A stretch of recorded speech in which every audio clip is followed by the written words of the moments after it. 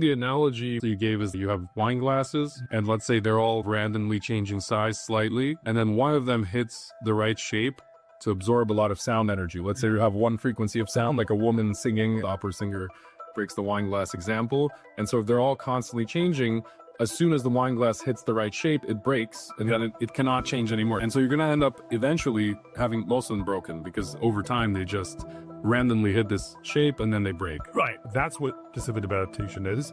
There are going to be then different cases of that. One of them will be this kind of shattering. You have kind of a negative feedback loop like you were describing.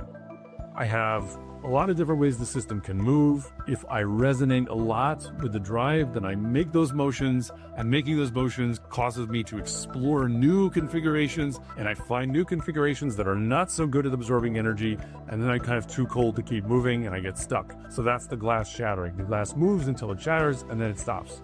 There's also a positive feedback loop that will sound more familiar, where we think of life as being hungry. Life wants access to energy in the environment, and there can be cases where a system has a state space to explore, and there's a feedback loop that develops where it gets some access to energy from the environment. The supply of that energy tends to cause it to rearrange itself into a state that's even better at absorbing energy, and then it gets more of that energy and it undergoes an even more significant rearrangement, and there's a positive feedback loop up to a point